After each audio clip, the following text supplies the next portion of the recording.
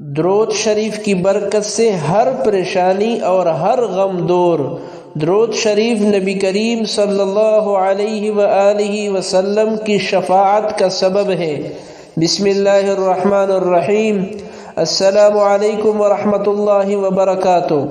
محترم ناظرین، حضرت ابی بن کعب رضی اللہ عنہ کہتے ہیں کہ میں نے عرض کیا، اللہ کے رسول، میں آپ پر بہت صلاۃ یعنی درود پڑھا کرتا ہوں، سو اپنے وظیفے میں آپ پر درود پڑھنے کے لیے کتنا وقت مقرر کر لو؟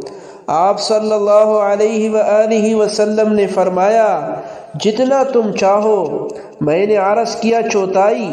آپ صلی اللہ علیہ وآلہ وسلم نے فرمایا، جتنا تم چاہو، اور اگر اس سے زیادہ کر لو تو تمہارے حق میں بہتر ہے۔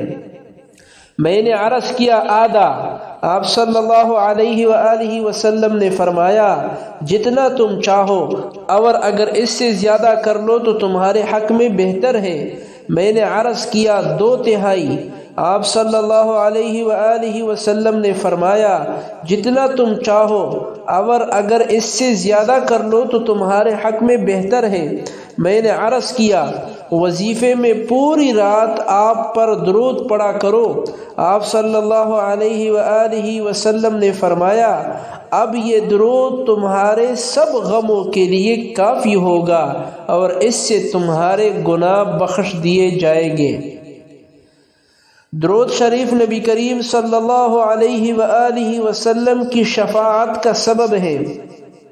حضرت عبداللہ ابن عمرو بن عاص رضی اللہ عنہ سے روایت ہے کہ رسول اللہ صلی اللہ علیہ وآلہ وسلم نے ارشاد فرمایا، مؤذن کی اذان کا جواب دو، جیسے کلمات وہ کہتا ہے تم بھی کہو، پھر مجھ پر درود پڑھو۔ جو شخص مجھ پر ایک مرتبہ درود بھیجتا ہے، اللہ تعالیٰ اس پر اپنی 10 رحمتیں نازل فرماتا ہے۔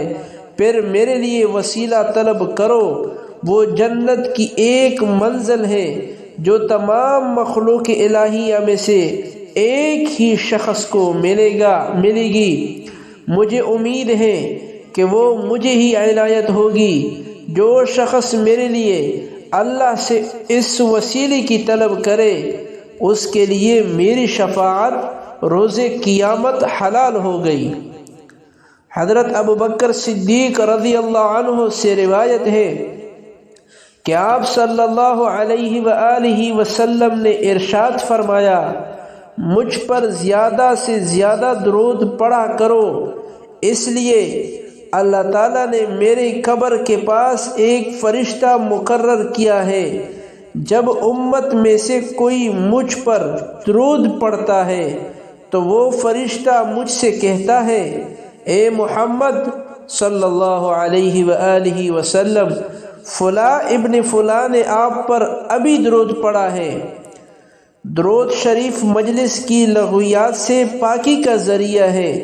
حضرت ابو ہریرہ رضی اللہ عنہ سے روایت ہے کہ نبی کریم صلی اللہ علیہ وآلہ وسلم نے ارشاد فرمایا، جو لوگ کسی جگہ پر مجلس کرے لیکن اس میں اللہ تعالیٰ کا ذکر اور نبی کریم صلی اللہ علیہ وآلہ وسلم پر درود نہ بھیجے اور جدا ہو جائے، وہ ان کے لیے قیامت کے دن باعث حسرت ہوگی، اگرچہ وہ جنت میں داخل ہو جائے۔ حضرت علی رضی اللہ عنہ فرماتے ہیں، ہر دعا کو روک دیا جاتا ہے یہاں تک محمد صلی اللہ علیہ وآلہ وسلم اور آپ کے آل پر درود بھیجے، لہذا ہمیں زیادہ سے زیادہ درود شریف پڑھنا چاہیے۔ ویڈیو کو لائک اور شیئر ضرور کریں۔